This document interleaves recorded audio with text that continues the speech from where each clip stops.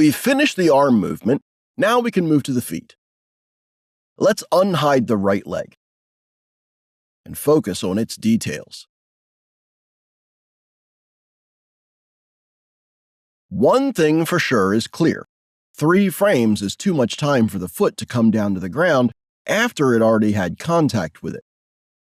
So on frame 3, let's zero out the foot roll so that our foot would slam to the ground quicker and with more energy.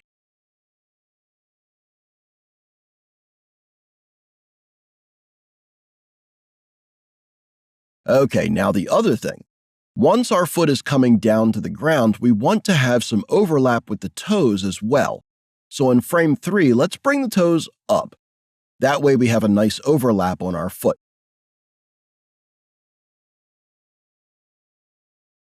Next, let's go to our foot's translation X channel.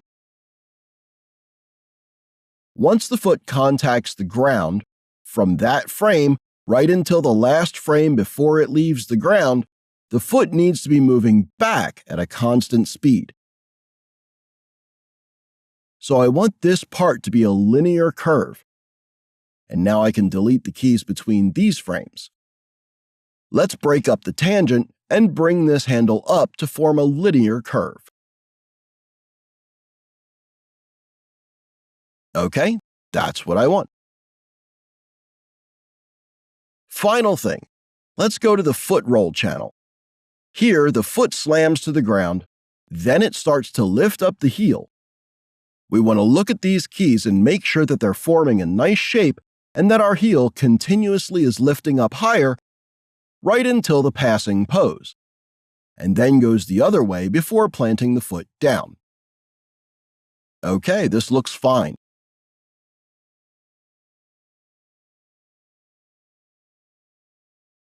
Actually, here we can lower the heel to have our heel lifting up closer to the constant speed as well.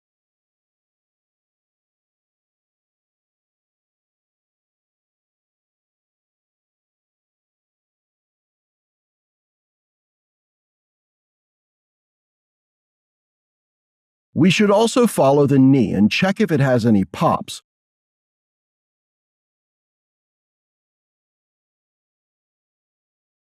Though I don't really see any big ones.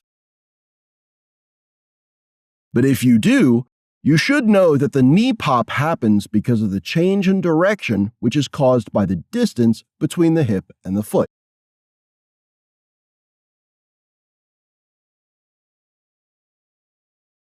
So if the hip is closer, meaning the distance is shorter, the knee then goes forward. And if we increase the distance, then the knee moves backward.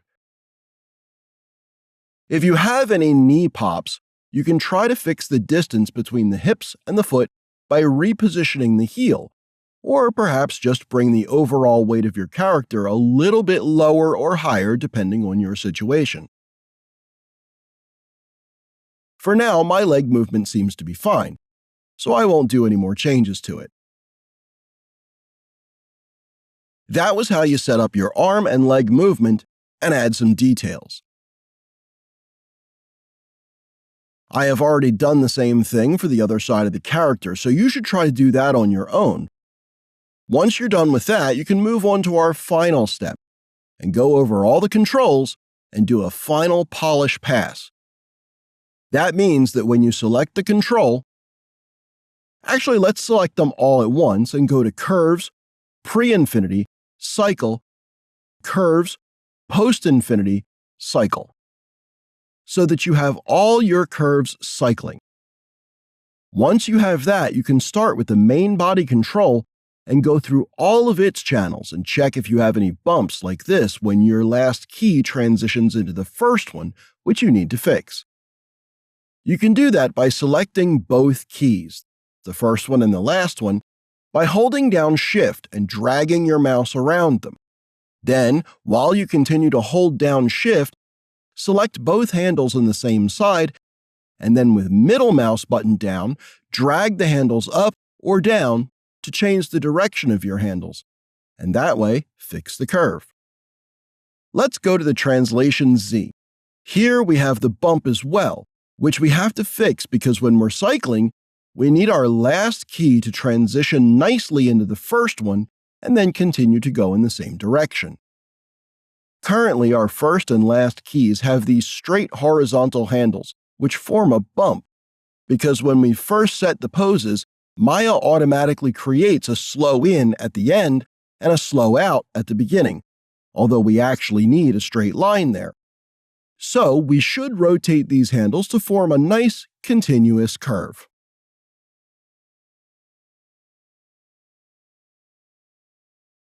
We need to go through this process with all the controls.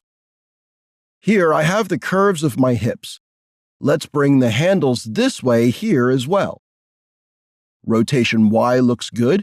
We can make it even cleaner by deleting these keys in between the extreme ones so we have a nice simple shape. Rotation Z looks fine, and that way you need to go through all of your controls.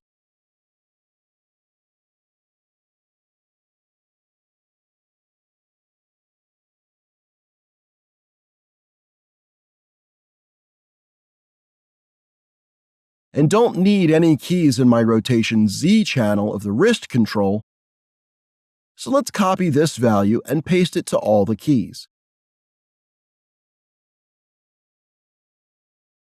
Here as well, we don't want any changes. The only thing we want to animate on our hand control for now is the rotation X channel. The toes rotation Z channel needs to be fixed.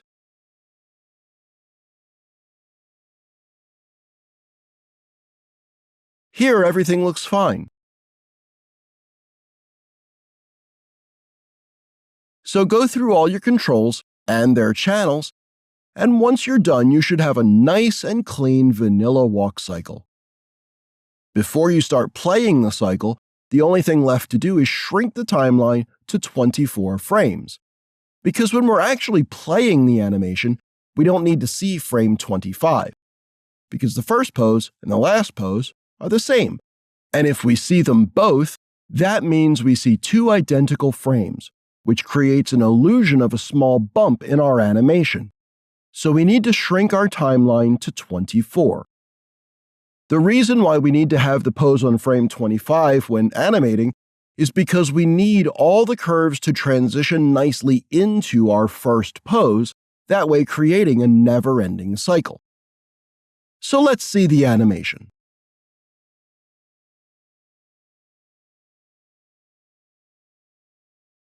There we have it. I hope you enjoyed this assignment, and I'll see you in the next section.